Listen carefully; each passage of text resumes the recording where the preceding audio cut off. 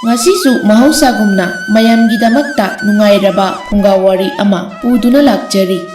Wari asibu ibirakpana D.N. Khuman. Wari asigi mamingna Sanjabong. Thaina mamangai matam amagi wari ni. Laiga miga yamna naknaringai matam ni. Matam masida singkha khul haina khangnaba khul amasu leirami. Khul asida leiriba miyoi ayamba suba nomba yamna kalli. Aduga yumsu yamna taramdi. Maram aduna umangda singchanba oirabasu, nga phababu oirabasu, laurang subabu oirabasu, makhoi punna tauminarami. Khul asida masa mawu yamna kanba akanba nupa amasu leirami. Mamingna akanba haina khunjama yamna kaurami. Nongmagi numitni khul adugi laurang suba nupa nupi mahay thoknarai. Aduga akan basu thoklaktuna mi lakpa ngairi. Tanza aduda laubudugi machanupi Lainasu makutta thauri ama pairaduna makokta phi ama kuptuna thoklakli. Lainana asum lakpada akan babu urami. Akan bu ubada Lainana asum na hairi. Hoi ibung akan ba aikhoigi lau suba yaudoi natra aisu surudoine ngasidi. Laina Nangbu lauga kumbai bro. Nasakto yenya roida. Loina muba tare. Ado mamadi kumkrabo laupamda. Kumkre imaga moy anidi nganna kumkre. Ado aikhoy anisu kumasi. Se sigi thauri se pairo. Laina thauri si kaidosi haibano. Thauri chongbi sanase hairo. As ibung nang sidiba. Pangsinnaira khangdeba. Sigi thauri sinane horen phaudo. Mapun sana pullaga kokta hapagane hondoiba si phau khangdeba nupani kaine. Adugi oire. Ho aisune hangi yauna hangiba nasakto nungsirektaba. Lao satlasi. Mi suloina chatnakre. Ado haikru yarokpa natro horen chanaba. Ho yauzare aduibung chatlase ima pabungna ngainaramani. Asi haiduna Laina amadi akanba Laina hoigi lauphamda lakminarami. Ngayaki matung laupam yaurami. Laupam yaurabada Lainagi apokpana akanba amadi Lainabu kaurami. Aduga Lainagi mapabungna asumna hairi. Ibungo akanba nahaksu yaurukledana. Nahak lakpa ubada mamadine wakhalgase chautuklibani. Nahak yaudrabadi mamagi lause loiroi dauribani. Ado nahak laklabanina loidau maline. Kaisu khanuko mamagi lau yeibase hek loibaga phau sangbai tara mamana pigadoribani. Nahakse mamana yamna nungsiba misaknine. Adudi Laina nabungi awatpa yengsilu. Ipasu tu akachin lomda leiriba phause amukta khomjilukige. Mapabung chatkrabada Lainana akanbada yenglaga asumna hairei. Ibunga haikruse hana chadoiro pabungna awatpa yengsilu haise ai khangdre. Kai watlige ibung. Akan mana ho kaisu watadrei watliba haibabu nang khakta ngairi nang watliye kamdau seba. Chok taningde ai chatle pabungna tawribase mating panglugi. Asi hairamlaga Lainado mapagi manakta chatkirami. Akan basu Lainabu yenglaga noktuna leihori. Asumna akan basu lau suba hauраklami. Akan bagi thabak khususi khulla sida kana amatana tanabangamdi. Mayamna phau mapun semduna honjilakli. Aduga akanba matomtana phau ado yeirami. Asumna numit mayum changdringai laurang suba loinarami. Adugi matung mayam hau tauduna phau ado Laina hoigi mayum tamna honarami. Pumnamak loirabada numit pungta tarami. Lainagi mapana lau suba lakiba mayam dubu chakchara ama chakhisi haina hairami.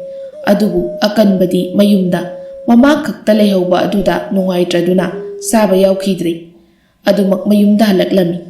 Amaromdana Lainado sak saba yaudaba aduda nungaitraduna sak maru ama phauba chadana magi kada chankirami. Mayamsu chak tukladuna mayumda hanakhirami. Mayum hankrabada Lainagi mamana Lainagi nakta changlaktuna asumna hanglai. Imagi ibema kari taure nasa nungaitrabaro saksu sade hipsilibadubo. Ima ai chak chaningdre thawai nungaite. Nangisi akanbana chak sadana chatkibagi oirini. ꯍꯣꯏ ꯃꯥꯅꯦ ꯃꯥ ꯌꯥꯎꯕꯒꯤ ꯂꯧ ꯁꯨꯕ ꯂꯣꯏꯔꯤꯕꯅꯤ ꯃꯄꯨꯡ ꯑꯣꯏꯕ ꯃꯥꯅ ꯆꯥꯗꯅ ꯆꯠꯈ꯭ꯔꯒ ꯑꯩꯅ ꯀꯃꯥꯏꯅ ꯆꯥꯗꯣꯏꯅꯣ ꯁꯦ ꯑꯗꯨꯒꯤ ꯑꯣꯏꯔꯦꯀꯣ ꯂꯥꯛꯑꯣ ꯆꯥꯛ ꯑꯦꯟꯁꯥꯡ ꯈꯔꯅꯦ ꯅꯕꯨꯡꯒꯤ ꯌꯨꯝꯗ ꯊꯤꯜꯂꯨꯔꯁꯤ ꯑꯉꯥꯎꯕꯤꯁꯤꯗꯤ ꯑꯁꯤꯒꯤꯕꯨ ꯂꯥꯛꯑꯣ ꯂꯥꯛꯑꯣꯀꯣ ꯏꯃꯥ ꯆꯥꯛ ꯑꯦꯟꯁꯥꯡ ꯌꯣꯝꯂꯝꯂꯒꯦ ꯑꯁꯤ ꯍꯥꯏꯔꯒ ꯃꯃꯥꯁꯨ ꯊꯣꯛꯈꯤꯔꯝꯃꯤ ꯃꯃꯥꯒꯤ ꯃꯇꯨꯡꯗ ꯂꯩꯅꯥꯁꯨ ꯄ꯭ꯔꯞ ꯇꯥꯟꯅꯔꯛꯏ ꯑꯗꯨꯒ ꯑꯁꯨꯝꯅ ꯍꯥꯏꯔꯝꯃꯤ ꯏꯃꯥ ꯁꯦ ꯃꯇꯣꯡ ꯑꯆꯧꯕ ꯃꯌꯥꯝꯁꯦ ꯁꯤꯁꯨ ꯍꯥꯞꯄꯣ ꯑꯗꯨꯒ ꯃꯈꯣꯡꯁꯤꯁꯨ ꯑꯁ ꯂꯣꯏꯅ ꯍꯥꯞꯈ꯭ꯔꯣꯕ ꯁꯨꯝ ꯃꯆꯤꯠ ꯍꯥꯞꯄꯂꯦ ꯍꯣꯏ ꯂꯣꯏꯅ ꯍꯦꯛ ꯍꯥꯞꯄꯒꯦꯁꯦ ꯏꯆꯥꯒꯤꯁꯨ ꯌꯥꯎꯅ ꯍꯥꯞꯄꯒꯦꯀꯣ ꯑꯁꯨꯝꯅ ꯆꯥꯛ ꯑꯦꯟꯁꯥꯡ ꯍꯥꯞꯄ ꯂꯣꯏꯔꯕ ꯃꯇꯨꯡ ꯃꯃꯥ ꯃꯆꯥ ꯑꯀꯟꯕꯒꯤ ꯌꯨꯝꯗ ꯂꯥꯛꯂꯝꯃꯤ ꯑꯗꯨꯒ ꯂꯩꯅꯥꯒꯤ ꯃꯃꯥꯅ ꯑꯀꯟꯕꯕꯨ ꯀꯧꯔꯛꯏ ꯍꯣꯏ ꯕꯨꯡꯉꯣ ꯑꯀꯟꯕ ꯇꯥꯕ꯭ꯔꯣ ꯏꯅꯦ ꯍꯣꯏ ꯂꯥꯛꯂꯤꯌꯦ ꯃꯄꯥꯟꯗ ꯑꯃꯨꯛꯇ ꯊꯣꯛꯂꯛꯑꯣ ꯑꯀꯟꯕꯁꯨ ꯇꯥꯔꯗꯨꯅ ꯊꯣꯛꯂꯛꯏ ꯏꯅꯦ ꯀꯔꯤ ꯂꯩꯔꯒꯦ ꯆꯨꯝꯅ ꯁꯨꯝ ꯂꯥꯛꯂꯤꯕ꯭ꯔꯣ ꯏꯅꯦꯒꯤ ꯑꯀꯟꯕ ꯅꯆꯟ ꯂꯩꯅꯥꯁꯦ ꯅꯪꯒ ꯆꯥꯛ ꯆꯥꯅꯤꯅ ꯍꯥꯏꯔꯤ ꯑꯗꯨꯒꯤ ꯂꯥꯛꯂꯤꯕꯅꯤ ꯑꯣꯟꯊꯣꯛꯅ ꯀꯟꯈ꯭ꯔꯕ ꯅꯤꯡꯉꯥꯏꯅꯤ ꯃꯥꯒꯤꯁꯤ ꯂꯩꯅꯥꯅ ꯏꯃꯥ ꯁꯤ ꯑꯣꯏꯔꯗꯤ ꯌꯥꯔꯦ ꯏꯃꯥ ꯍꯜꯂꯝꯃꯣ ꯑꯩ ꯍꯣꯔꯦꯟ ꯏꯕꯨꯡꯗ ꯊꯤꯜꯍꯜꯂꯛꯂꯒꯦ ꯍꯣꯏ ꯏꯃꯥꯁꯨ ꯂꯨꯈꯥꯛ ꯆꯒꯨꯝꯒ ꯑꯃꯠꯇ ꯂꯣꯏꯁꯤꯜꯂꯨꯈꯤꯒꯦꯀꯣ ꯑꯗꯣ ꯏꯕꯨꯡꯉꯣ ꯑꯀꯟꯕ ꯍꯣꯔꯦꯟꯅꯦ ꯅꯆꯟꯕꯨ ꯌꯨꯝ ꯐꯥꯎꯗ ꯊꯤꯜꯂꯛꯎꯀꯣ ꯏꯅꯦ ꯆꯠꯂꯦ ꯑꯁꯤ ꯍꯥꯏꯔꯝꯂꯒ ꯂꯩꯅꯥꯒꯤ ꯃꯃꯥꯁꯨ ꯃꯌꯨꯝ ꯍꯟꯈꯤꯔꯝꯃꯤ ꯂꯩꯅꯥꯅ ꯄꯨꯔꯛꯂꯤꯕ ꯆꯥꯛ ꯑꯦꯟꯁꯥꯡꯗꯣ ꯆꯥꯛꯁꯪꯗ ꯄꯨꯁꯤꯜꯂꯛꯏ ꯑꯗꯨꯒ ꯑꯀꯟꯕꯒꯤ ꯃꯃꯥꯒ ꯃꯈꯣꯏ ꯑꯍꯨꯝ ꯄꯨꯟꯅ ꯍꯔꯥꯎ ꯆꯥꯃꯤꯟꯅꯔꯤ ꯆꯥꯕ ꯂꯣꯏꯔꯕꯗ ꯂꯩꯅꯥꯕꯨ ꯑꯀꯟꯕꯅ ꯃꯌꯨꯝ ꯐꯥꯎꯕ ꯑꯃꯨꯛ ꯊꯤꯟꯕ ꯊꯣꯛꯂꯛꯂꯤ ꯂꯥꯛꯄꯒꯤ ꯂꯝꯕꯤꯗ ꯑꯀꯟꯕꯅ ꯂꯩꯅꯥꯗ ꯑꯁꯨꯝꯅ ꯍꯥꯏꯔꯛꯏ ꯂꯩꯅꯥ ꯀꯔꯤꯅꯣ ꯍꯥꯏꯕ ꯅꯪꯅ ꯇꯧꯔꯤꯕꯁꯤꯕꯣ ꯑꯩꯗꯤꯕ ꯏꯅꯦꯒꯤ ꯃꯃꯥꯡꯗ ꯌꯥꯝꯅ ꯏꯀꯥꯏꯖꯔꯦ ꯃꯇꯨꯡ ꯃꯅꯥꯎꯗꯤ ꯑꯁꯨꯝꯅ ꯇꯧꯅꯨꯀꯣ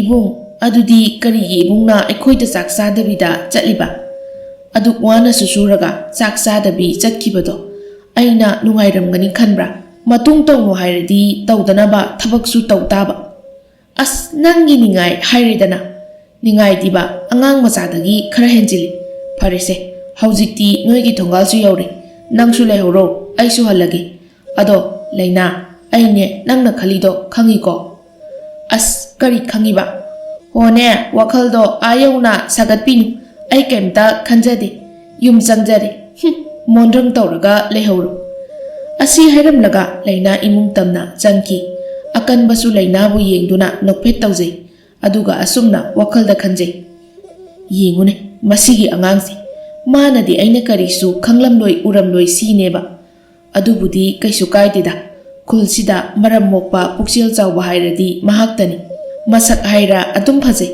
ꯑꯩꯒꯤ ꯏꯃꯥꯅ ꯃꯁꯥ ꯉꯝꯗꯕ ꯃꯇꯝꯗꯁꯨ ꯃꯥꯅꯗ ꯍꯣꯠꯅꯕꯤꯕꯅꯤ ꯑꯁ ꯑꯩꯗꯤ ꯃꯣꯟꯗ꯭ꯔꯪꯗ ꯇꯥꯎꯔꯦꯗꯅ ꯏꯃꯥꯗꯣ ꯑꯩ ꯂꯥꯛꯇ꯭ꯔꯦ ꯍꯥꯏꯔꯝꯂꯅꯤ ꯆꯠꯂꯒꯦ ꯑꯁꯤ ꯈꯜꯂꯕ ꯃꯇꯨꯡ ꯑꯀꯟꯕ ꯃꯌꯨꯝꯗ ꯑꯃꯨꯛ ꯆꯠꯈꯤꯔꯝꯃꯤ ꯂꯩꯅꯥꯁꯨ ꯐꯃꯨꯡꯗ ꯍꯤꯞꯇꯨꯅ ꯋꯥꯈꯜꯗ ꯑꯁꯨꯝꯅ ꯁꯥꯒꯠꯆꯔꯤ ꯏꯕꯨꯡ ꯑꯀꯟꯕ ꯅꯍꯥꯛꯁꯦ ꯀꯔꯤꯒꯤꯅꯣ ꯑꯩꯅ ꯑꯁꯨꯛ ꯅꯨꯡꯁꯤꯔꯤꯕꯁꯤꯕꯣ ꯅꯪꯒꯤ ꯈꯣꯡꯊꯥꯡ ꯈꯨꯗꯤꯡ ꯁꯦꯟꯅꯗꯨꯅ ꯄꯨꯟꯁꯤ ꯆꯨꯞꯄ ꯂꯩꯖꯅꯤꯡꯉꯤ ꯑꯩꯅꯒ ꯅꯍꯥꯛꯀꯤ ꯁꯦꯕꯥ ꯇꯧꯕꯗꯣ ꯅꯍꯥꯛ ꯄꯥꯝꯗ꯭ꯔꯕ꯭ꯔꯣ ꯏꯕꯨꯡ ꯑꯩꯅ ꯂꯩꯁꯥ ꯄꯨꯡꯀꯛ ꯐꯥꯔꯛꯄꯗꯒꯤꯅ ꯉꯁꯤ ꯐꯥꯎꯕꯁꯦ ꯅꯍꯥꯛꯇꯕꯨ ꯂꯣꯟꯅ ꯁꯦꯟꯅꯔꯛꯄꯅꯤꯀꯣ ꯑꯩꯒꯤ ꯑꯋꯥꯕꯁꯦ ꯅꯍꯥꯛꯅ ꯁꯣꯏꯗꯅ ꯎꯕꯤꯔꯛꯎꯀꯣ ꯏꯕꯨꯡ ꯑꯁꯤ ꯈꯟꯅ ꯂꯩꯅꯥ ꯇꯨꯝꯊꯈꯤꯔꯝꯃꯤ ꯂꯩꯅꯥꯒꯤ ꯑꯋꯥꯕ ꯑꯀꯟꯕꯅꯁꯨ ꯎꯗꯕ ꯈꯪꯗꯕ ꯅꯠꯇꯦ ꯃꯇꯥꯡ ꯃꯇꯝ ꯆꯥꯗꯦ ꯈꯟꯅ ꯑꯗꯨꯃꯛ ꯂꯩꯊꯣꯛꯆꯕꯅꯤ ꯃꯁꯛ ꯐꯖꯕꯤ ꯂꯩꯁꯥ ꯑꯃꯅ ꯄꯥꯈꯪ ꯑꯣꯏꯕ ꯀꯅꯥꯗ ꯍꯨꯔꯥꯟ ꯃꯤꯠꯌꯦꯡ ꯌꯦꯡꯂꯛꯄꯗ ꯄꯥꯈꯪ ꯑꯣꯏꯕ ꯃꯍꯥꯛꯅ ꯈꯪꯂꯝꯂꯣꯏ ꯍꯥꯏꯕꯁꯤꯗꯤ ꯑꯔꯥꯟꯕꯅꯤ ꯑꯀꯟꯕꯒꯤ ꯊꯃꯣꯏꯗꯁꯨ ꯂꯩꯅꯥꯒꯤ ꯁꯛꯇꯝꯗꯤ ꯃꯐꯝ ꯆꯥꯅ ꯊꯝꯗꯨꯅ ꯇꯥꯡꯅ ꯌꯦꯡꯂꯤꯕꯅꯤ ꯑꯁꯨꯝꯅ ꯊꯥ ꯈꯔ ꯍꯧꯖꯤꯟꯈꯤꯔꯝꯃꯤ ꯅꯣꯡꯃꯒꯤ ꯅꯨꯃꯤꯠꯅꯤ ꯑꯌꯨꯛꯀꯤ ꯃꯇꯝꯅꯤ ꯑꯀꯟꯕꯗꯤ ꯊꯕꯛ ꯋꯥꯃꯟꯈꯤꯕꯅ ꯃꯁꯥ ꯑꯗꯣ ꯄꯣꯞ ꯇꯥꯕ ꯃꯈꯩ ꯇꯨꯝꯖꯔꯤ ꯃꯁꯥ ꯐꯕ ꯃꯄꯥꯡꯒꯜ ꯀꯟꯕ ꯍꯥꯏꯕꯁꯤꯗꯤ ꯃꯌꯥꯝꯒꯁꯨ ꯇꯨꯝꯕ ꯆꯥꯕ ꯃꯇꯝ ꯃꯥꯟꯅꯗꯦ ꯃꯔꯝ ꯑꯗꯨꯅ ꯅꯨꯃꯤꯠ ꯑꯁꯤꯗꯤ ꯑꯀꯟꯕ ꯍꯧꯒꯠꯄ ꯀꯥꯎꯕ ꯃꯈꯩ ꯇꯨꯝꯗꯨꯅ ꯂꯩꯔꯤ ꯑꯀꯟꯕꯒꯤ ꯃꯃꯥꯁꯨ ꯑꯌꯨꯛꯀꯤ ꯏꯔꯨ ꯃꯥꯏꯊꯕ ꯂꯣꯏꯔꯕ ꯃꯇꯨꯡ ꯃꯆꯥꯒꯤ ꯀꯥꯗ ꯆꯪꯂꯛꯇꯨꯅ ꯃꯆꯥꯕꯨ ꯍꯧꯗꯣꯛꯂꯤ ꯏꯃꯥꯒꯤ ꯏꯕꯨꯡꯉꯣ ꯇꯥꯔꯕ꯭ꯔꯣ ꯅꯪꯕꯣ ꯍꯧꯒꯠꯂꯣꯅꯦ ꯅꯨꯃꯤꯠꯁꯦ ꯋꯥꯇꯣꯟ ꯌꯧꯔꯦ ꯍꯥꯏꯕ ꯅꯁꯥꯗꯣ ꯁꯣꯛꯂꯅꯤ ꯍꯥꯏꯕ ꯇꯥꯔꯕ꯭ꯔꯣ ꯅꯪꯕꯣ ꯁꯟꯕꯤ ꯑꯅꯤꯁꯤꯁꯨ ꯁꯪꯒꯣꯝ ꯁꯨꯝꯗ꯭ꯔꯤ ꯃꯆꯥꯛꯁꯨ ꯑꯃꯠꯇ ꯂꯩꯇꯦ ꯏꯃꯥꯅ ꯄꯥꯡꯒꯜꯁꯦ ꯀꯟꯕ ꯑꯣꯏꯔꯕꯗꯤ ꯏꯆꯥꯒꯤ ꯃꯇꯦꯡ ꯄꯥꯡꯒꯗꯧꯕ Akanbasu mamana haudoklibado tarami. Akanbasu mamit singladuna haugalai aduga mamada asumna hairami. Ima nasadi nonganbaga kaukai nungaina tumluredana. Khara nganna haudorakpa yadro. San sangom yonbasu thengkre. Sajiksu phandri. Ado ima ngasidi sangom yolaroige. Sajik oina phalurage. Ado ima saktu khara nganna thonglamuko. Aisu sajik ngaihak phaluge. Asi hairamlaba matung akanba haugatlami aduga mamai mamit tathokladuna thangol ama pairaga sajik phanba chatlami. Napi hanauna pik thana hoba khungi sanjabung manakta akanbado sajik kanna phalami. Matam maduda khoyum lairimbi amana akanbabu urami. Akanba hek urubadagi khoyum lairimbido akanbagi saktamda pungaw ngawrami. Maram aduna mahai sizinaduna akanbabu sumlage ningkredo. Lairimbi aduna atopa nupi amagi ningthiraba sakphamda onthoktuna akanbagi manakta changlaktuna akanbabu kaujarei. Ho ibung karigumba amata haizageba. Akanbasu sajik ado nonthaduna phalambani. Nupi amana kaurakpa tabadagi puk haugatlaga nupi duda onsillaga asumna amuk khumlai. O ichan kari haige hairibano nabungda hayu kari wano. Ibung nachanse mathangi khulsida chachagadabani adubu nachanse isa yamna chokthari karigumba saba thakpa yabaga yaurabadi khara pibiyuba. Ichan nabungdi ayuki sajik phanba lagribani saba yabadi karisu yaurakte ado yumda ngaihak chalusi imana jaksu loiramlani sak oina charasi adunatana nabungidi mateng leitre ichan. Ibung sakti chararoige adudi ibung tu sanjabunggi awang thangbada hauriba thaibongse asidagi thaibong ama hikpiyudo. Thaibongsi oina charaga chokthabase kharada oirabasu phabra yenglage. O hoi adudi thaibongsi oina hikpirage lao ai mang tharage. Asi hainaduna lairimba aduga akanbaga sanjabunggi awang thangbada hauriba thaibong makhong tamna lakminarami. Nakal amaromdana lainasu akanbagi yumda laklami.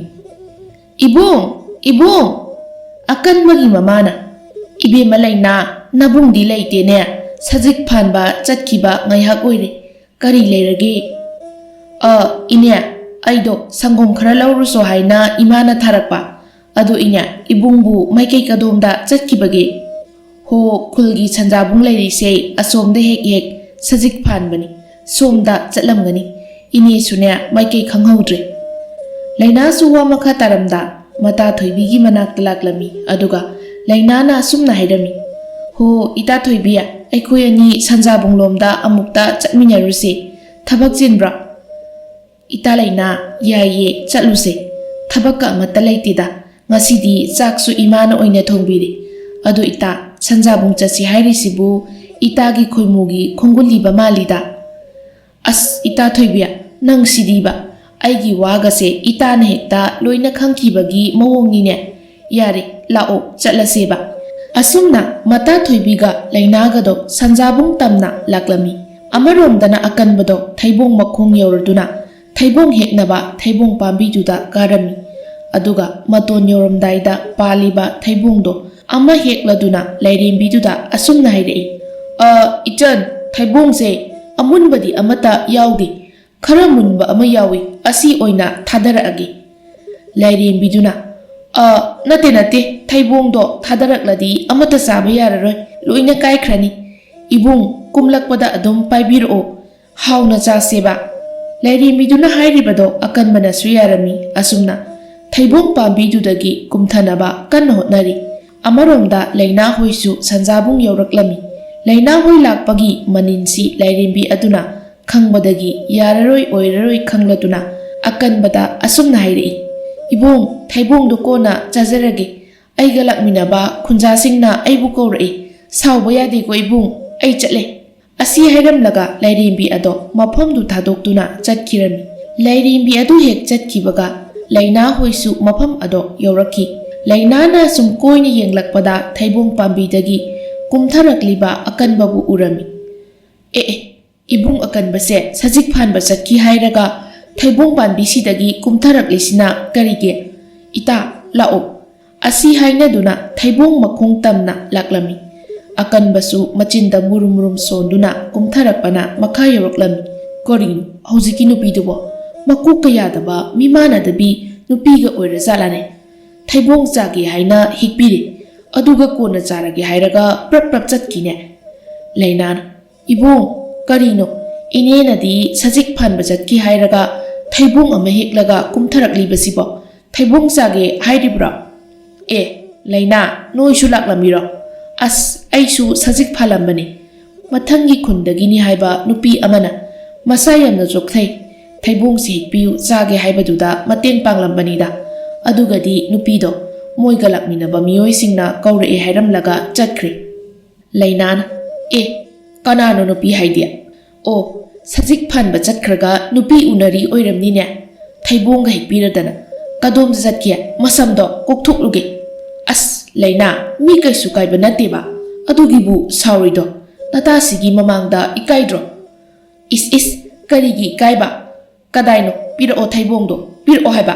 ꯑꯁꯤ ꯍꯥꯏꯔꯒ ꯑꯀꯟꯕꯅ ꯄꯥꯏꯔꯤꯕ ꯊꯩꯕꯣꯡ ꯑꯗꯣ ꯂꯩꯅꯥꯅ ꯃꯨꯜꯂꯒ ꯊꯨꯒꯥꯏꯗꯨꯅ ꯃꯈꯣꯡꯅ ꯅꯦꯠꯈꯥꯏꯔꯝꯃꯤ꯫ ꯑꯗꯨꯒ ꯑꯀꯟꯕꯗ ꯃꯆꯤꯟ ꯄꯩꯔꯝꯂꯒ ꯃꯇꯥ ꯊꯣꯏꯕꯤꯒꯤ ꯈꯨꯗꯥꯡ ꯄꯥꯏꯗꯨꯅ ꯃꯌꯨꯝ ꯇꯝꯅ ꯍꯟꯈꯤꯔꯝꯃꯤ꯫ ꯑꯀꯟꯕꯁꯨ ꯂꯩꯅꯥꯗ ꯀꯩꯁꯨ ꯍꯥꯏꯗ ꯌꯦꯡꯗꯨꯅ ꯂꯩꯍꯧꯔꯤ꯫ ꯑꯁ ꯀꯔꯤ ꯅꯨꯡꯒꯤ ꯍꯥꯏꯖꯔꯨꯕꯅꯣ ꯈꯪꯗꯦꯕ ꯑꯩꯁꯨ꯫ ꯃꯁꯤꯒꯤ ꯃꯤꯍꯨꯟ ꯁꯨꯗꯕꯤꯁꯦ ꯑꯩꯁꯤꯗ ꯂꯩ ꯍꯥꯏꯕ ꯀꯃꯥꯏꯅ ꯈꯪꯉꯤꯅꯣ ꯈꯪꯗꯦꯕ꯫ ꯏꯃꯥꯗꯁꯨ ꯍꯥꯏꯔꯝꯕ ꯅꯠꯇꯦ ꯑꯩꯅ ꯆꯠꯂꯤꯕ ꯃꯐꯝꯁꯦ꯫ ꯃꯁꯤꯒꯤ ꯅꯨꯄꯤꯁꯦ ꯑꯩꯗꯤꯕꯀꯣ꯫ ꯐꯔꯦ, ꯁꯖꯤꯛ ꯈꯔꯁꯤ ꯄꯨꯗꯨꯅ ꯆꯠꯂꯒꯦ꯫ ꯑꯁꯤ ꯈꯟꯅ ꯃꯌꯨꯝꯗ ꯁꯖꯤꯛ ꯑꯗꯣ ꯄꯨꯗꯨꯅ ꯂꯥꯛꯂꯝꯃꯤ꯫ ꯃꯊꯪꯒꯤ ꯅꯨꯃꯤꯠꯅꯤ ꯑꯀꯟꯕ ꯁꯪꯒꯣꯝ ꯈꯔ ꯌꯣꯜꯂꯨꯔꯕ ꯃꯇꯨꯡ ꯑꯌꯨꯛꯀꯤ ꯆꯥꯛ ꯆꯥꯊꯣꯛꯂꯒ ꯁꯟꯕꯤ ꯑꯅꯤ ꯑꯗꯣ ꯄꯨꯗꯨꯅ ꯁꯟꯖꯥꯕꯨꯡꯗ ꯂꯥꯛꯂꯝꯃꯤ꯫ ꯉꯥꯏꯍꯥꯛꯀꯤ ꯃꯇꯨꯡ ꯁꯟꯖꯥꯕꯨꯡ ꯌꯧꯔꯕꯗ ꯁꯟꯕꯤ ꯑꯅꯤꯗꯣ ꯁꯟꯖꯥꯕꯨꯡꯗꯨꯗ ꯊꯥꯗꯣꯛꯂꯝꯃꯤ꯫ ꯑꯗꯨꯒꯤ ꯃꯇꯨꯡ ꯑꯀꯟꯕꯗꯣ ꯁꯟꯕꯤ ꯑꯅꯤꯗꯨ ꯂꯤꯆꯩ ꯑꯃ ꯄꯥꯏꯗꯨꯅ ꯁꯦꯟꯅꯔꯤ꯫ ꯅꯨꯃꯤꯠ ꯌꯨꯡꯂꯛꯄ ꯃꯇꯝꯅꯤ꯫ ꯂꯥꯏꯔꯦꯝꯕꯤ ꯑꯗꯣ ꯑꯀꯟꯕꯒꯤ ꯃꯅꯥꯛꯇ ꯂꯥꯛꯇꯨꯅ ꯑꯁꯨꯝꯅ ꯍꯥꯏꯔꯛꯏ꯫ "ꯍꯣ ꯏꯕꯨꯡ, ꯁꯟ ꯁꯦꯜꯂꯤꯔꯣ?" ꯑꯀꯟꯕꯅ "ꯍꯣꯏ ꯁꯦꯜꯂꯤꯅꯦ꯫ ꯑꯗꯣ ꯏꯆꯟꯕꯨ ꯉꯔꯥꯡ ꯑꯌꯨꯛ ꯑꯩꯒ ꯊꯦꯡꯅꯈꯤꯕꯗꯨ ꯅꯠꯇ꯭ꯔꯅꯦ?" "ꯍꯣꯏ ꯃꯥꯅꯦ ꯏꯕꯨꯡ, ꯑꯩꯒ ꯂꯥꯛꯃꯤꯟꯅꯕ ꯃꯤꯑꯣꯏꯁꯤꯡꯗꯨꯅ ꯀꯧꯔꯛꯄꯗꯒꯤ ꯑꯗꯨꯝ ꯆꯠꯂꯕ꯫ ꯑꯗꯣ ꯏꯕꯨꯡꯒꯤ ꯃꯤꯡ ꯀꯔꯤ ꯀꯧꯕꯒꯦ?" "ꯏꯆꯟ, ꯑꯩꯒꯤ ꯃꯤꯡꯗꯤ ꯑꯀꯟꯕ ꯀꯧꯏ꯫ ꯑꯗꯣ ꯉꯁꯤꯗꯤ ꯀꯅꯥ ꯀꯅꯥ ꯂꯥꯛꯄꯒꯦ? ꯅꯇꯣꯝꯗ ꯂꯥꯛꯄ꯭ꯔꯣ?" ꯍꯟꯗꯛꯇꯤ ꯂꯥꯏꯔꯦꯝꯕꯤ ꯑꯗꯨꯅ ꯑꯀꯟꯕꯕꯨ ꯁꯨꯝꯂꯒꯦ ꯅꯤꯡꯈ꯭ꯔꯦ꯫ ꯃꯔꯝ ꯑꯗꯨꯅ ꯑꯁꯨꯝꯅ ꯈꯨꯝꯂꯛꯏ꯫ "ꯍꯣꯏ, ꯏꯇꯣꯝꯇ ꯂꯥꯛꯄꯅꯦ꯫ ꯏꯕꯨꯡꯁꯦ ꯉꯔꯥꯡ ꯅꯆꯟꯅ ꯎꯈꯤꯕ ꯃꯤꯀꯨꯞꯇꯨꯗꯒꯤ ꯀꯥꯎꯕ ꯉꯝꯗꯦ, ꯑꯍꯤꯡꯒ ꯇꯨꯝꯕ ꯌꯥꯗꯦ꯫ ꯏꯕꯨꯡꯕꯨ ꯎꯅꯤꯡꯃꯟꯈꯤꯕꯅ ꯃꯐꯝꯁꯤꯗ ꯂꯥꯛꯂꯤꯕꯅꯦ." ꯑꯀꯟꯕ ꯍꯟꯗꯛꯇꯤ ꯂꯥꯏꯔꯦꯝꯕꯤ ꯑꯗꯨꯒꯤ ꯋꯥꯍꯩꯗꯨꯗ ꯄꯪꯊꯈꯤꯔꯝꯃꯤ꯫ "ꯑꯁ ꯏꯆꯟꯒꯤ ꯋꯥꯇꯥꯁꯤꯗꯤ ꯇꯥꯕ ꯑꯣꯟꯊꯣꯛꯅ ꯅꯨꯡꯉꯥꯏꯈ꯭ꯔꯦꯗ꯫ ꯏꯆꯟꯅ ꯍꯥꯏꯔꯤꯁꯤꯅꯗꯤ ꯑꯩꯕꯨ ꯅꯨꯡꯁꯤꯕꯒꯤ ꯍꯥꯏꯔꯤ ꯅꯠꯇ꯭ꯔꯣ? ꯑꯗꯣ ꯅꯨꯡꯁꯥꯁꯨ ꯌꯥꯝꯅ ꯁꯥꯏ, ꯎꯔꯨꯝ ꯑꯃ ꯊꯤꯗꯨꯅ ꯄꯣꯊꯥꯔꯨꯁꯤ, ꯑꯗꯨꯒ ꯊꯃꯣꯏꯒꯤ ꯃꯄꯥꯎ ꯇꯝꯅꯔꯨꯁꯤ꯫ ꯀꯔꯤ ꯀꯥꯏꯕꯒꯦ ꯏꯆꯟ?" "ꯏꯕꯨꯡ, ꯑꯩꯗꯤ ꯑꯗꯨꯇꯕꯨ ꯄꯥꯝꯖꯕꯅ ꯏꯕꯨꯡꯒꯤ ꯅꯥꯛꯇ ꯂꯥꯛꯂꯤꯕꯅꯤ꯫ ꯍꯥꯏꯒꯨꯝꯗꯅ ꯅꯨꯡꯁꯥꯁꯤꯁꯨ ꯑꯣꯟꯊꯣꯛꯅ ꯁꯥꯈ꯭ꯔꯦ꯫ ꯅꯨꯡꯁꯥꯒꯤ ꯃꯩꯁꯥꯁꯤꯅ ꯏꯕꯨꯡꯒꯤ ꯐꯖꯕ ꯁꯛꯇꯝꯁꯦ ꯃꯥꯡꯈ꯭ꯔꯅꯤ꯫ ꯂꯥꯛꯑꯣ ꯎꯔꯨꯝꯗ ꯐꯝꯂꯨꯁꯦ." ꯑꯁꯨꯝꯅ ꯎꯔꯨꯝ ꯑꯃ ꯊꯤꯗꯨꯅ ꯂꯥꯛꯃꯤꯟꯅꯔꯝꯃꯤ꯫ ꯍꯧꯖꯤꯛꯇꯤ ꯂꯥꯏꯔꯦꯝꯕꯤꯒꯤ ꯃꯤꯁꯨꯝ ꯂꯩꯋꯥꯅ ꯅꯃꯨ ꯇꯥꯏꯕꯪ ꯑꯣꯏꯕ ꯑꯀꯟꯕꯗ ꯄꯥꯜꯂꯔꯦꯗꯣ꯫ ꯂꯥꯏꯔꯦꯝꯕꯤ ꯑꯗꯨꯗꯤ ꯑꯀꯟꯕꯒꯤ ꯃꯇꯧ ꯎꯕꯗ ꯃꯥꯒꯤ ꯑꯣꯏꯕ ꯐꯪꯂꯅꯤ ꯈꯟꯅ ꯌꯥꯝꯅ ꯍꯔꯥꯎꯖꯔꯝꯃꯤ꯫ ꯂꯥꯏꯔꯦꯝꯕꯤ ꯑꯗꯨꯅ ꯃꯤꯑꯣꯏꯕ ꯀꯅꯥ ꯑꯃꯠꯇ ꯆꯪꯂꯛꯄ ꯉꯝꯂꯣꯏꯗꯕ ꯃꯐꯝ ꯑꯃꯗ ꯑꯁꯨꯝ ꯄꯨꯔꯛꯂꯝꯃꯤ꯫ ꯑꯁꯨꯝꯅ ꯂꯥꯛꯅ ꯂꯥꯛꯅ ꯂꯥꯏꯔꯦꯝꯕꯤꯗꯨꯅ ꯑꯀꯟꯕꯗ ꯑꯁꯨꯝꯅ ꯑꯃꯨꯛ ꯍꯥꯏꯔꯛꯏ꯫ "ꯏꯕꯨꯡ, ꯋꯥꯔꯕꯣ? ꯃꯐꯝ ꯆꯥꯕ ꯎꯔꯨꯝꯁꯨ ꯑꯃꯠꯇ ꯂꯩꯇꯦ, ꯈꯔꯒ ꯆꯠꯈꯤꯁꯤ ꯍꯥꯏꯕ꯭ꯔꯣ?" ꯑꯀꯟꯕꯅ "ꯌꯥꯏꯌꯦ, ꯑꯗꯣ ꯋꯥꯗꯤ ꯋꯥꯔꯦꯍꯦ ꯅꯕꯨꯡꯁꯨ꯫ ꯑꯗꯨꯗꯤ ꯏꯕꯨꯡ, ꯃꯥꯡꯗ ꯎꯔꯤꯕ ꯆꯤꯡ ꯇꯨꯔꯦꯜ ꯑꯁꯤꯒꯤ ꯃꯅꯥꯛꯇ ꯐꯝꯗꯨꯅ ꯅꯨꯡꯁꯤ ꯋꯥꯔꯤ ꯁꯥꯁꯤꯗꯣ." ꯑꯁꯨꯝꯅ ꯇꯨꯔꯦꯜ ꯃꯄꯥꯟꯗ ꯂꯩꯕ ꯃꯣꯡꯁꯣꯡ ꯃꯔꯛ ꯑꯗꯨꯗ ꯐꯝꯗꯨꯅ ꯅꯣꯛꯃꯤꯟꯅꯔꯤ꯫ ꯂꯥꯏꯔꯦꯝꯕꯤ ꯑꯗꯨꯅ ꯑꯀꯟꯕꯕꯨ ꯃꯈꯜ ꯀꯌꯥꯒꯤ ꯅꯨꯡꯁꯤꯇꯦꯟ ꯀꯥꯞꯇꯨꯅ ꯑꯀꯟꯕꯒꯤ ꯊꯃꯣꯏꯕꯨ ꯀꯥꯏꯍꯧꯕꯤꯔꯤ꯫ ꯑꯀꯟꯕꯗꯤ ꯀꯔꯤꯕꯨ ꯇꯧꯔꯨꯅꯤ? ꯈꯨꯌꯨꯝꯒꯤ ꯃꯇꯤꯛ ꯃꯌꯥꯏꯕꯨ ꯃꯤꯑꯣꯏꯕ ꯃꯍꯥꯛꯅ ꯀꯔꯝꯅ ꯈꯪꯕ ꯉꯝꯒꯅꯤ? ꯑꯁꯨꯝꯅ ꯃꯈꯣꯏ ꯑꯅꯤꯗꯣ ꯅꯨꯡꯉꯥꯏꯕ ꯋꯥꯔꯤ ꯀꯌꯥ ꯁꯥꯗꯨꯅ ꯆꯤꯛꯂꯕ ꯇꯨꯔꯦꯟ ꯃꯄꯥꯟꯒꯤ ꯃꯣꯡꯁꯣꯡꯗꯨꯗ ꯊꯦꯡꯂ ꯐꯥꯎꯕ ꯂꯩꯃꯤꯟꯅꯔꯤ꯫ ꯑꯃꯔꯣꯝꯗꯅ ꯑꯀꯟꯕꯒꯤ ꯃꯃꯥꯗꯣ ꯃꯆꯥ ꯍꯜꯂꯛꯇꯕ ꯑꯁꯤꯗ ꯋꯥꯈꯜ ꯋꯥꯖꯩ, ꯑꯗꯨꯕꯨ ꯅꯨꯃꯤꯠ ꯇꯥꯗ꯭ꯔꯤꯕ ꯑꯣꯏꯕꯅ ꯀꯥ ꯍꯦꯟꯅ ꯋꯥꯈꯜ ꯋꯥꯕꯗꯤ ꯐꯥꯎꯔꯝꯗꯦ꯫ ꯑꯁꯨꯝꯅ ꯁꯟꯙ꯭ꯌꯥ ꯃꯇꯝ ꯑꯣꯏꯔꯛꯈꯤ꯫ Matam asi phawbada akanba laktaba aduda mama oibido tasengna wakhal warami. Tanja aduda lainasu mata thoibiga khulgi pukridagi ising sokluraga mayumda halaklami. Matam aduda akanbagi mamana thonganda septha tanagumba ama yengbagum leiribado ubadagi laina amadi thoibi janglai. Aduga lainana asumna hanglai. Inya kanano inina yenglibaduwa. Hoi bima laina nabungdo haujik phawba hanjilaktri. Ayuk sak tokpadagi sanjabungda sanbi anido sajik pijani haidana pukibani. Haujik phawba laktri bema. Akanbagi mamagi wahaido tabada lainana ising soktuna khwangdagi yepliba laibaki pun ado laimaida thadarai. Aduga yamna pakhana asumna hairei. Inya ibungdo aikhoi yengluge sanjabungda. Lao ita thoibi ibungdo yengluse. Thoibina ita nangbo mukta taptako ibungdo karisu tawramlo maranai laksanida yamne hena khaluno ibungdo kullasida khwaidagi kanba ibungne awaba karisu taramoye adubu lainadi pakhatkibana kari amata khantharudre mayumda prap laktuna mamaga mapagada asumna hairami ima pabung ibung akanbado haujik phawba yumda lakhaudena inedo yamna wahawri ayuktagi sanjabungda sanbi anido sajik pijani haidana chatki hai ado pabung ibungdo amukta thiminaruseba ko pabung yadradi ai ngasidagi chaka mata charoi haisini mapabungna hoi adubu thidaba yari bro isagi thawai hanjilaktabaga chapmanarini thirusi ado mama nahaksu thibasi yaudoribra laodana lainana pabung imadana te aishu thiba yaudoni lao inedo wakhal waramaniba lainana haibadagi mama mapasu akanbagi yumda laklami aduga lainagi mapana akanbagi mamada akanbabu thiruge hairami adugi matung khunja nupa khara lainagi mapana hauduna makhoi punna sanjabung tamna laklami amaromda akanbadi lairembigi misum langdagi nanthokpa ngamda lairembigi manakta wakhal nungaina noktuna leiri akanbana chaningba khuding lairembidugi mahaina puthokhtuna pijari amaromdana laina hoisu sanjabungda yoroklami pungmammamba oidribana akanbagi sanbi ani dudi leiba urami sanbi ani ado hek ubaga akanbasu leiramgadoba manduna laina sanbidugi manak tamna chensinjai aduga macindagi ibung haina hanjin kauje adubu akanbanadi kumlakhide asumna mafam adugi akoiba pumba koiti thirami adubu akanbadi leibu uramde phana thengla phawba thiba phangdraba aduda mayam ado amuk hanaraki akanbagi mayum yorobada lainagi mapana asumna hairami ichia ibung akanbado aikoi mayamna thiba yaba thirure adubu phanglaktre sanbi ani dudi adumak lengdana leirambadagi pujarakle ngasi idi thengsu thengkre hayeng nongalaga khunja mayam hauduna phangnanaba thiragi wakhal nungaitaba tawbinu aikoi mayam leiribasidi akanbagi mamana ibungo aigi isado udana mikup amata harauna pothaba ngamoyi ai isa udana ahingse lenba ngamoy mama aigi iphamda aigi icha akanbado sinabiyu asi hairaga akanbagi mamado ningba kaina kapli amaromdana lainasu thamoi puba ngamda kapjari makhoi anigi matau ubada leiriba mayamdusu thamoi kaiki lainagi mapana mayam adusu halankre aduga lainadi akanbu hoida lainagi mamaga thanamlaga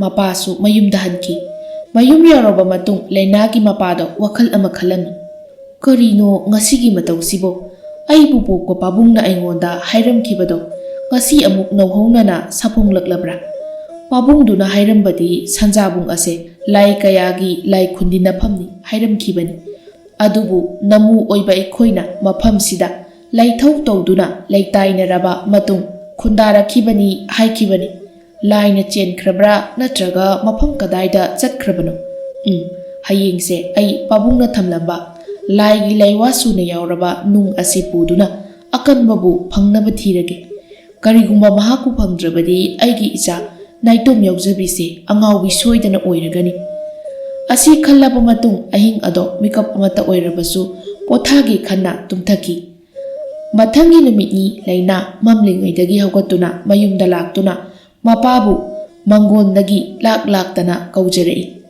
ꯄꯥꯕꯨꯡ ꯇꯥꯕ꯭ꯔꯣ?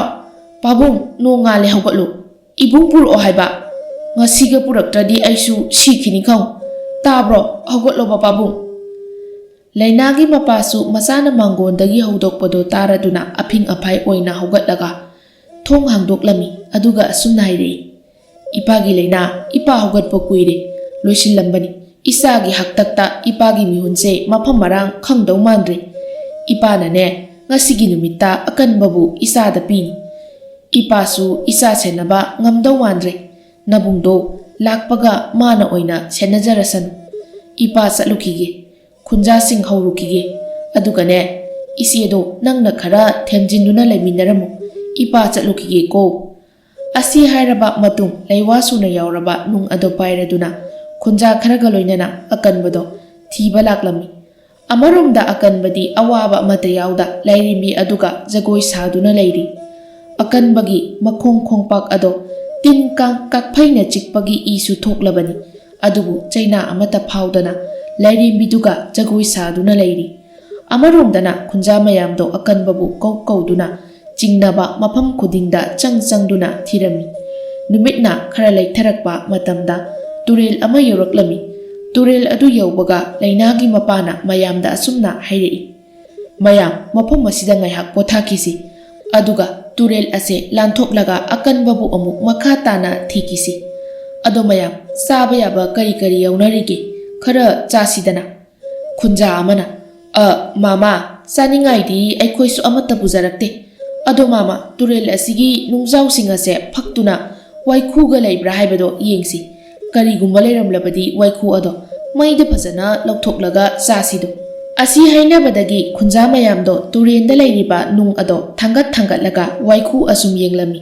ꯃꯇꯝ ꯑꯗꯨꯗ ꯈꯨꯟꯖꯥ ꯅꯨꯄꯥ ꯑꯃꯅ ꯅꯨꯡ ꯊꯥꯡꯒꯠꯂꯤꯉꯩ ꯅꯣꯛꯄꯒꯤ ꯈꯣꯟꯖꯦꯜ ꯑꯃ ꯇꯥꯔꯝꯃꯤ꯫ ꯈꯣꯟꯖꯦꯜ ꯑꯗꯣ ꯇꯥꯕꯗꯒꯤ ꯃꯃꯥꯏ ꯑꯗꯣ ꯅꯣꯡꯈꯠꯇꯨꯅ ꯈꯣꯟꯖꯦꯜ ꯇꯥꯔꯤꯕ ꯃꯥꯏꯀꯩ ꯑꯗꯣꯝꯗ ꯌꯦꯡꯂꯛꯂꯝꯃꯤ꯫ ꯃꯇꯝ ꯑꯗꯨꯗ ꯇꯨꯡ ꯑꯣꯟꯊꯣꯛꯇꯨꯅ ꯖꯒꯣꯏ ꯁꯥꯔꯒ ꯂꯩꯕ ꯅꯨꯄꯥ ꯑꯃ ꯎꯔꯝꯃꯤ꯫ ꯃꯗꯨ ꯎꯔꯨꯕꯗꯒꯤ ꯈꯨꯟꯖꯥ ꯅꯨꯄꯥꯗꯨꯅ ꯂꯩꯅꯥꯒꯤ ꯃꯄꯥꯗ ꯄꯥꯎ ꯄꯤꯔꯝꯃꯤ꯫ ꯈꯨꯗꯛꯇ ꯌꯦꯡꯕ ꯆꯠꯂꯨꯕꯗꯗꯤ ꯑꯀꯟꯕ ꯑꯣꯏꯔꯝꯈꯤ꯫ ꯈꯨꯟꯖꯥ ꯃꯌꯥꯝ ꯑꯗꯣ ꯂꯥꯛꯄ ꯎꯕꯗꯒꯤ ꯂꯥꯏꯔꯦꯝꯕꯤꯗꯣ ꯌꯥꯝꯅ ꯁꯥꯎꯔꯝꯃꯤ꯫ ꯈꯨꯟꯖꯥ ꯈꯨꯗꯤꯡꯃꯛ ꯑꯋꯥꯕ ꯄꯤꯔꯒꯦ ꯈꯜꯂꯝꯃꯤ, ꯑꯗꯨꯕꯨ ꯃꯍꯥꯛꯀꯤ ꯃꯍꯩ ꯑꯃꯠꯇ ꯆꯪꯕꯗꯤ ꯉꯝꯂꯝꯗꯦ꯫ ꯂꯥꯏꯔꯦꯝꯕꯤ ꯑꯗꯨꯁꯨ ꯑꯣꯏꯔꯔꯣꯏ ꯈꯪꯕꯗꯒꯤ ꯃꯐꯝ ꯑꯗꯨꯗꯒꯤ ꯃꯩꯈꯨ ꯑꯣꯟꯗꯨꯅ ꯃꯥꯡꯈꯤꯔꯝꯃꯤ꯫ ꯈꯨꯟꯖꯥ ꯃꯌꯥꯝꯗꯨꯅ ꯑꯀꯟꯕꯕꯨ ꯀꯧꯔꯝꯃꯤ, ꯑꯗꯨꯕꯨ ꯑꯀꯟꯕꯗꯤ ꯅꯣꯛꯐꯦꯠ ꯇꯧꯗꯨꯅ ꯖꯒꯣꯏ ꯑꯗꯨꯝ ꯁꯥꯔꯤ꯫ ꯂꯩꯅꯥꯒꯤ ꯃꯄꯥꯅꯗꯤ ꯈꯪꯕ ꯉꯝꯂꯝꯃꯤ ꯑꯀꯟꯕꯁꯦ ꯋꯥꯈꯜ ꯆꯣꯏꯔꯦ ꯍꯥꯏꯕ꯫ ꯃꯌꯥꯝ ꯃꯥꯟꯅꯔꯒ ꯑꯀꯟꯕꯕꯨ ꯄꯨꯗꯨꯅ ꯃꯌꯨꯝ ꯐꯥꯎꯕ ꯄꯨꯔꯛꯂꯝꯃꯤ꯫ ꯅꯨꯃꯤꯠ ꯇꯥꯔꯝꯗꯥꯏꯒꯤ ꯃꯇꯝꯗ ꯑꯀꯟꯕꯕꯨ ꯄꯨꯗꯨꯅ ꯃꯌꯨꯝꯗ ꯌꯧꯔꯛꯈꯤ꯫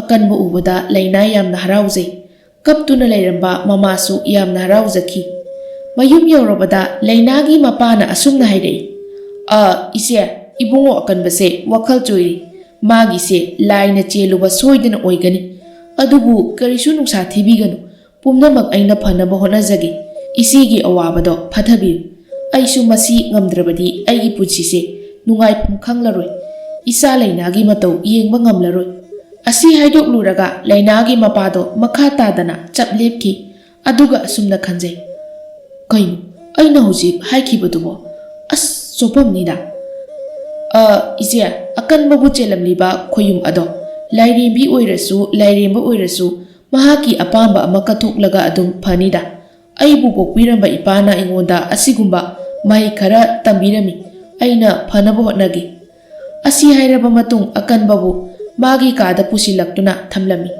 ꯑꯗꯨꯒꯤ ꯃꯇꯨꯡ ꯃꯌꯨꯝꯗ ꯍꯟꯈꯤ꯫ ꯑꯃꯔꯣꯝꯗꯅ ꯂꯩꯅꯥ ꯑꯀꯟꯕꯒꯤ ꯃꯅꯥꯛꯇ ꯐꯝꯗꯨꯅ ꯃꯄꯤ ꯁꯤꯟꯊꯕ ꯂꯦꯞꯇ꯭ꯔꯤ꯫ ꯑꯁꯨꯝꯅ ꯅꯨꯃꯤꯠ ꯑꯁꯤ ꯅꯨꯡꯉꯥꯏꯇꯕ ꯑꯋꯥꯕ ꯀꯌꯥꯒ ꯂꯣꯏꯅꯅ ꯍꯧꯈꯤꯔꯝꯃꯤ꯫ ꯃꯊꯪꯒꯤ ꯅꯨꯃꯤꯠꯅꯤ ꯑꯉꯟꯕ ꯑꯌꯨꯛ ꯑꯗꯨꯗ ꯂꯩꯅꯥꯒꯤ ꯃꯄꯥ ꯏꯔꯨ ꯁꯦꯡꯅ ꯂꯨꯊꯣꯛꯇꯨꯅ ꯂꯩꯋꯥ ꯁꯨꯅ ꯌꯥꯎꯔꯕ ꯅꯨꯡ ꯑꯗꯨ ꯄꯨꯗꯨꯅ ꯑꯀꯟꯕꯒꯤ ꯌꯨꯝꯗ ꯂꯥꯛꯂꯝꯃꯤ꯫ ꯑꯃꯔꯣꯝꯗꯅ ꯂꯥꯏꯔꯦꯝꯕꯤ ꯑꯗꯨꯁꯨ ꯑꯀꯟꯕꯒꯤ ꯅꯥꯛꯇ ꯂꯥꯛꯇꯨꯅ ꯃꯄꯥꯟꯗ ꯊꯣꯛꯂꯛꯑꯣ ꯍꯥꯏꯅ ꯀꯧꯊꯣꯛꯂꯤ, ꯑꯗꯨꯕꯨ ꯊꯣꯛꯄꯗꯤ ꯉꯝꯗꯦ, ꯈꯨꯟꯖꯥ ꯅꯨꯄꯥ ꯃꯌꯥꯝꯅ ꯑꯀꯟꯕꯕꯨ ꯁꯦꯟꯅꯗꯨꯅ ꯂꯩꯕꯒꯤ꯫ ꯑꯁꯨꯝꯅ ꯉꯥꯏꯍꯥꯛꯀꯤ ꯃꯇꯨꯡ ꯂꯩꯅꯥꯒꯤ ꯃꯄꯥ ꯌꯧꯔꯛꯂꯝꯃꯤ꯫ ꯂꯩꯅꯥꯒꯤ ꯃꯄꯥ ꯂꯥꯛꯄ ꯍꯦꯛ ꯎꯕꯒ ꯂꯥꯏꯔꯦꯝꯕꯤ ꯑꯗꯨꯒꯤ ꯊꯋꯥꯏ ꯑꯗꯣ ꯑꯀꯟꯕꯗ ꯆꯪꯁꯤꯟꯈꯤꯔꯝꯃꯤ꯫ ꯂꯩꯅꯥꯒꯤ ꯃꯄꯥꯅ ꯂꯩꯋꯥ ꯁꯨꯅ ꯌꯥꯎꯔꯕ ꯅꯨꯡ ꯑꯗꯨ ꯄꯨꯊꯣꯛꯇꯨꯅ ꯑꯀꯟꯕꯗ ꯑꯁꯨꯝꯅ ꯍꯪꯂꯛꯏ꯫ ꯍꯥꯏꯌꯨ ꯅꯍꯥꯛ ꯀꯔꯤ ꯄꯥꯝꯕꯒꯦ? ꯑꯩꯅ ꯍꯪꯂꯤꯉꯩ ꯁꯦꯡꯅ ꯑꯄꯥꯝꯕꯗꯣ ꯍꯥꯏꯔꯛꯎꯀꯣ, ꯅꯠꯇ꯭ꯔꯕꯗꯤ ꯁꯦ ꯎꯔꯦꯗꯅ ꯅꯨꯡ ꯑꯁꯤꯅꯅꯦ ꯅꯀꯣꯛꯁꯦ ꯊꯨꯒꯥꯏꯒꯗꯧꯔꯤꯕꯅꯤ꯫ ꯀꯔꯤ ꯄꯥꯝꯃꯤ ꯍꯥꯏꯌꯨ? ꯑꯀꯟꯕꯗ ꯌꯥꯎꯔꯤꯕ ꯂꯥꯏꯔꯦꯝꯕꯤꯗꯨꯅ ꯑꯀꯟꯕꯒꯤ ꯃꯆꯤꯟꯅ ꯍꯥꯏꯗ ꯍꯥꯏꯕꯒꯨꯝꯅ ꯑꯁꯨꯝꯅ ꯍꯥꯏꯔꯛꯏ꯫ ꯀꯩꯅꯣ ꯇꯥꯗ, ꯂꯩꯋꯥ ꯁꯨꯅ ꯌꯥꯎꯔꯕ ꯅꯨꯡꯗꯨꯅ ꯊꯣꯝꯂꯕꯗꯤ ꯑꯩꯁꯦ ꯍꯤꯡꯈꯤꯗ꯭ꯔꯣ? ꯑꯗꯨꯝꯅ ꯇꯧꯅꯨꯀꯣ, ꯑꯩꯅ ꯅꯨꯄꯥꯁꯤ ꯐꯥꯒꯦ ꯌꯥꯎꯅ ꯐꯥꯔꯤꯅꯤ꯫ ꯑꯩꯅ ꯌꯥꯝꯅ ꯆꯥꯅꯤꯡꯅ ꯍꯦꯛꯂꯨꯕ ꯊꯩꯕꯣꯡ ꯑꯗꯣ ꯅꯪꯒꯤ ꯅꯆꯥꯅꯨꯄꯤ ꯍꯤꯡꯆꯥꯕꯤꯗꯨꯅ ꯃꯈꯣꯡꯅ ꯅꯦꯠꯈꯥꯏꯗꯨꯅ ꯃꯥꯡꯍꯟꯈꯤꯕꯅꯤ꯫ ꯑꯩꯕꯨ ꯎꯁꯤꯠꯇꯕ ꯎꯠꯄꯒꯤ ꯃꯥꯅ ꯄꯥꯝꯖꯔꯤꯕ ꯑꯀꯟꯕꯁꯦ ꯑꯩꯅ ꯄꯨꯕꯅꯤ꯫ ꯑꯗꯨꯕꯨ ꯐꯔꯦ, ꯑꯩꯅ ꯑꯄꯥꯝꯕ ꯑꯃ ꯍꯥꯏꯌꯨ ꯍꯥꯏꯔꯕꯗꯤ ꯁꯟꯖꯥꯕꯨꯡꯗ ꯍꯧꯔꯤꯕ ꯊꯩꯕꯣꯡ ꯑꯗꯣ ꯑꯃꯨꯟꯕ ꯑꯃ ꯈꯨꯗꯛꯁꯤꯗ ꯄꯤꯌꯨ꯫ ꯑꯗꯨ ꯑꯣꯏꯔꯕꯗꯤ ꯑꯩ ꯑꯃꯨꯛ ꯍꯟꯅ ꯌꯦꯠꯂꯣꯏ꯫ ꯀꯨꯏꯔꯦ ꯆꯥꯈꯤꯗꯕ꯫ ꯍꯥꯟꯅꯗꯤ ꯊꯩꯕꯣꯡꯗꯣ ꯏꯅꯤꯡꯇꯝꯅ ꯆꯥꯔꯝꯕꯅꯤ꯫ ꯍꯧꯖꯤꯛꯇꯤꯅꯦ ꯅꯃꯨ ꯑꯣꯏꯕ ꯅꯈꯣꯏꯅ ꯈꯨꯟꯗꯥ ꯂꯩꯇꯥꯔꯛꯄꯗꯒꯤ ꯆꯥꯕ ꯐꯪꯈꯤꯗ꯭ꯔꯦ꯫ ꯍꯥꯟꯅꯗꯤ ꯁꯟꯖꯥꯕꯨꯡꯗꯨꯗ ꯈꯣꯌꯨꯝ ꯂꯌꯥꯝ ꯈꯨꯟꯗꯤꯟꯅꯕ ꯂꯥꯛꯄꯗ ꯄꯦꯟꯗ꯭ꯔꯤ ꯐꯥꯎꯕ ꯆꯥꯔꯝꯕꯅꯤ꯫ ꯂꯩꯅꯥꯒꯤ ꯃꯄꯥꯅ "ꯑꯣ, ꯑꯗꯨ ꯑꯣꯏꯔꯕꯗꯤ ꯅꯍꯥꯛꯀꯤ ꯑꯄꯥꯝꯕꯗꯣ ꯄꯤꯔꯒꯦ꯫ ꯑꯗꯨ ꯑꯃꯨꯛ ꯍꯟꯅ ꯅꯃꯨ ꯑꯣꯏꯕ ꯀꯅꯥꯗ ꯑꯌꯦꯠ ꯑꯄꯟ ꯑꯋꯥ ꯍꯣꯏꯖꯣꯡ ꯂꯥꯡꯍꯟꯕꯤꯔꯅꯨꯀꯣ꯫ ꯅꯍꯥꯛꯀꯤ ꯑꯄꯥꯝꯕꯁꯤ ꯊꯩꯕꯣꯡꯗꯨꯅ ꯌꯥꯔꯕ꯭ꯔꯥ? ꯑꯇꯩꯗꯤ ꯋꯥꯠꯇ꯭ꯔꯦꯀꯣ?" ꯂꯥꯏꯔꯦꯝꯕꯤ ꯑꯗꯨꯅ "ꯑꯇꯩꯗꯤ ꯋꯥꯠꯇ꯭ꯔꯦ, ꯑꯗꯨꯕꯨ ꯑꯃꯅꯅꯦ, ꯁꯟꯖꯥꯕꯨꯡ ꯑꯗꯨꯗ ꯂꯥꯏꯔꯦꯝꯕꯤ ꯑꯩꯒꯤ ꯈꯨꯕꯝ ꯁꯥꯗꯨꯅ ꯊꯝꯃꯨ, ꯑꯗꯨꯒ ꯑꯩꯕꯨ ꯂꯥꯠꯂꯨꯀꯣ꯫ ꯁꯟꯖꯥꯕꯨꯡ ꯑꯗꯨꯗ ꯐꯠꯇꯕ ꯑꯃꯥꯡ ꯑꯁꯣꯏ ꯇꯧꯕ ꯌꯥꯔꯣꯏ, ꯁꯥ ꯁꯟ ꯊꯥꯗꯣꯛꯄꯁꯨ ꯌꯥꯔꯣꯏꯀꯣ." ꯂꯥꯏꯔꯦꯝꯕꯤ ꯑꯗꯨꯅ ꯄꯥꯝꯖꯔꯤꯕ ꯊꯩꯕꯣꯡꯗꯣ ꯑꯃꯨꯟꯕ ꯑꯃ ꯄꯤꯔꯝꯃꯤ꯫ ꯊꯩꯕꯣꯡ ꯑꯗꯨ ꯑꯀꯟꯕꯒꯤ ꯃꯆꯤꯟꯗꯨꯅ ꯄꯦꯟꯅ ꯆꯥꯖꯩ꯫ ꯆꯥꯕ ꯂꯣꯏꯔꯕ ꯃꯇꯨꯡ ꯑꯀꯟꯕꯗꯣ ꯑꯁꯤꯕꯒꯨꯝ ꯄꯣꯞ ꯇꯥꯕ ꯃꯈꯩ ꯅꯥꯈꯣꯛꯇꯨꯅ ꯇꯨꯝꯖꯈꯤ꯫ ꯍꯧꯖꯤꯛꯇꯤ ꯂꯥꯏꯔꯦꯝꯕꯤ ꯑꯗꯣ ꯑꯀꯟꯕꯒꯤ ꯍꯛꯆꯥꯡꯗꯒꯤ ꯊꯣꯛꯈꯤꯗꯨꯅ ꯁꯟꯖꯥꯕꯨꯡ ꯇꯝꯅ ꯆꯠꯈꯤ, ꯑꯗꯨꯒ ꯊꯩꯕꯣꯡ ꯃꯊꯛꯇ ꯇꯣꯡꯗꯨꯅ ꯂꯩꯈꯤ꯫ ꯉꯥꯏꯍꯥꯛꯀꯤ ꯃꯇꯨꯡ ꯑꯀꯟꯕ ꯋꯥꯈꯜ ꯇꯥꯔꯛꯂꯝꯃꯤ꯫ ꯃꯇꯝ ꯑꯗꯨꯗ ꯂꯩꯅꯥꯅ ꯑꯀꯟꯕꯒꯤ ꯃꯥꯏꯊꯣꯡ ꯑꯗꯨ ꯌꯦꯡꯂꯒ ꯑꯃꯨꯛꯇꯪ ꯅꯨꯡꯁꯤꯅ ꯆꯦꯠꯅ ꯀꯣꯟꯕꯤꯔꯝꯃꯤ꯫ ꯃꯊꯪꯒꯤ ꯅꯨꯃꯤꯠꯅꯤ ꯂꯩꯅꯥꯒꯤ ꯃꯄꯥꯅ ꯁꯟꯖꯥꯕꯨꯡꯗ ꯈꯨꯟꯖꯥ ꯃꯤꯌꯥꯝꯒ ꯂꯣꯏꯅꯅ ꯂꯥꯏꯔꯦꯝꯕꯤꯒꯤ ꯁꯪꯂꯦꯟ ꯑꯃ ꯁꯥꯗꯨꯅ ꯊꯝꯂꯝꯃꯤ꯫ ꯄꯨꯝꯅꯃꯛ ꯂꯣꯏꯔꯕꯗ ꯂꯩꯅꯥꯒꯤ ꯃꯄꯥꯅ ꯑꯀꯟꯕꯗ ꯑꯁꯨꯝꯅ ꯍꯥꯏꯔꯝꯃꯤ꯫ "ꯃꯥꯝꯃꯒꯤ ꯏꯕꯨꯡꯉꯣ ꯑꯀꯟꯕ, ꯍꯧꯖꯤꯛꯇꯤ ꯈꯨꯜ ꯑꯁꯤꯗ ꯐꯠꯇꯕ ꯑꯃꯨꯛ ꯍꯟꯅ ꯇꯥꯔꯔꯣꯏ꯫ ꯅꯍꯥꯛꯅ ꯈꯪꯗꯕꯒꯤꯅꯤ, ꯁꯟꯖꯥꯕꯨꯡ ꯑꯁꯦ ꯊꯥꯏꯅꯗꯒꯤ ꯂꯩꯌꯥꯝꯒꯤ ꯄꯨꯟꯐꯝꯅꯤ ꯍꯥꯏꯅꯕꯅꯤ꯫ ꯑꯗꯨꯕꯨ ꯉꯁꯤꯗꯒꯤ ꯈꯪꯍꯧꯔꯣꯀꯣ꯫ ꯑꯗꯨꯒꯅꯦ, ꯅꯪ ꯃꯥꯝꯃꯒꯤ ꯅꯥꯏꯇꯣꯝ ꯌꯥꯎꯖꯕꯤ ꯅꯆꯟ ꯂꯩꯅꯥꯁꯦ ꯉꯁꯤꯗꯒꯤꯗꯤ ꯅꯍꯥꯛꯅ ꯑꯃꯨꯛ ꯁꯦꯟꯅꯖꯔꯣ꯫ ꯑꯩꯅ ꯁꯦꯟꯅꯕ ꯉꯝꯂꯔꯣꯏ꯫ ꯉꯁꯤꯗꯒꯤꯗꯤ ꯏꯆꯥ ꯂꯩꯅꯥꯁꯦ ꯅꯐꯝꯗ ꯊꯥꯖꯔꯕꯅꯤꯀꯣ꯫ ꯅꯈꯣꯏ ꯑꯅꯤ ꯅꯨꯡꯉꯥꯏ ꯌꯥꯏꯕꯤ ꯃꯔꯥꯡ ꯀꯥꯏꯅ ꯄꯥꯜꯂꯨꯀꯣ." ꯑꯁꯨꯝꯅ ꯂꯩꯅꯥ ꯑꯃꯗꯤ ꯑꯀꯟꯕꯁꯨ ꯂꯨꯍꯣꯡꯂꯝꯃꯤ꯫ ꯂꯨꯍꯣꯡꯕ ꯂꯣꯏꯔꯕ ꯃꯇꯨꯡ ꯑꯀꯟꯕ ꯂꯩꯅꯥꯗ ꯑꯁꯨꯝꯅ ꯍꯥꯏꯔꯛꯏ꯫ "ꯍꯣ, ꯑꯩꯒꯤ ꯅꯤꯡꯉꯥꯏ ꯆꯥꯎꯕꯤ, ꯑꯉꯥꯡꯁꯨ ꯅꯠꯇꯅ ꯑꯉꯥꯡꯗꯧꯅ ꯅꯤꯡꯉꯥꯏ ꯇꯧꯕꯤ, ꯅꯍꯥꯛꯁꯦ ꯑꯀꯟꯕ ꯑꯩꯒꯤ ꯄꯨꯟꯁꯤꯅꯁꯨ ꯈ꯭ꯋꯥꯏꯗꯒꯤ ꯅꯨꯡꯁꯤꯖꯕ ꯃꯤꯁꯛꯇꯨꯅꯤ꯫ ꯅꯪꯒꯤ ꯅꯤꯡꯉꯥꯏꯗꯨꯅ ꯑꯩꯒꯤ ꯄꯨꯟꯁꯤꯁꯦ ꯀꯟꯕꯤꯔꯛꯂꯦ꯫ ꯍꯧꯖꯤꯛꯇꯤꯅꯦ ꯅꯪꯒꯤ ꯅꯤꯡꯉꯥꯏꯗꯣ ꯅꯍꯥꯛꯀꯤ ꯃꯄꯨ ꯑꯣꯏꯔꯤꯕ ꯑꯩꯉꯣꯟꯗ ꯑꯣꯏꯅ ꯇꯧꯔꯣꯀꯣ ꯅꯤꯡꯉꯥꯏ ꯆꯥꯎꯕꯤ." ꯂꯩꯅꯥꯅ "ꯑꯩ ꯅꯤꯡꯉꯥꯏ ꯆꯥꯎꯖꯗꯦꯀꯣ꯫ ꯑꯩꯒꯤ ꯏꯐꯝꯗ ꯂꯥꯛꯈ꯭ꯔꯕ ꯇꯥꯡꯂꯕ ꯏꯔꯟꯕꯨ ꯃꯥꯡꯈꯤꯗ꯭ꯔꯥ ꯀꯤꯕꯅ ꯁꯦꯟꯅꯖꯈꯤꯕ ꯈꯛꯇꯅꯤ꯫ ꯑꯁꯤꯗꯤ ꯅꯤꯡꯉꯥꯏ ꯀꯧꯗꯦꯀꯣ꯫ ꯀꯔꯤꯒꯨꯝꯕ ꯑꯩꯒꯤ ꯏꯐꯝꯗꯒꯤ ꯑꯩꯅ ꯄꯥꯝꯖꯅ ꯊꯝꯖꯔꯤꯕ ꯏꯔꯟꯁꯦ ꯀꯔꯤꯒꯨꯝꯕ ꯃꯥꯡꯈ꯭ꯔꯕꯗꯤ ꯑꯩꯁꯨ ꯃꯥꯂꯦꯝꯁꯤꯗꯒꯤ ꯃꯨꯠꯈꯤꯒꯅꯤ꯫ ꯑꯗꯨꯅ ꯇꯧꯗ ꯌꯥꯗꯕꯒꯤ ꯇꯧꯈꯤꯕ ꯅꯤꯡꯉꯥꯏꯅꯤ꯫ ꯑꯗꯣ ꯍꯌꯦꯡꯗꯤ ꯂꯥꯞꯅ ꯆꯠꯈ꯭ꯔꯅꯨꯀꯣ꯫ ꯀꯔꯤꯒꯨꯝꯕ ꯆꯠꯂꯕꯁꯨ ꯅꯍꯥꯛꯀꯤ ꯈꯨꯖꯤꯡ ꯄꯥꯏꯗꯨꯅ ꯅꯇꯨꯡ ꯏꯟꯖꯔꯛꯀꯦꯀꯣ." ꯑꯁꯤ ꯍꯥꯏꯔꯕ ꯃꯇꯨꯡ ꯂꯩꯅꯥ ꯑꯃꯗꯤ ꯑꯀꯟꯕ ꯇꯨꯡꯒꯤ ꯃꯪꯂꯥꯟ ꯀꯌꯥ ꯃꯪꯗꯨꯅ ꯅꯨꯡꯉꯥꯏ ꯌꯥꯏꯐꯅ ꯄꯥꯟꯈꯤ꯫ ꯑꯗꯨꯒ ꯁꯟꯖꯥꯕꯨꯡꯗ ꯂꯩꯔꯤꯕ ꯈꯣꯌꯨꯝ ꯂꯥꯏꯔꯦꯝꯕꯤꯒꯤ ꯃꯐꯝꯗꯁꯨ ꯅꯨꯃꯤꯠ ꯈꯨꯗꯤꯡꯒꯤ ꯍꯩꯀꯠ ꯂꯩꯀꯠ ꯇꯝꯖꯈꯤ꯫ ꯈꯣꯌꯨꯝ ꯂꯥꯏꯔꯦꯝꯕꯤ ꯑꯗꯨꯅ ꯆꯤꯡꯈꯥ ꯈꯨꯟꯕꯨ ꯃꯆꯥ ꯃꯅꯥꯎ ꯀꯣꯟꯕꯒꯨꯝꯅ ꯀꯣꯟꯗꯨꯅ ꯊꯝꯕꯤꯈꯤ꯫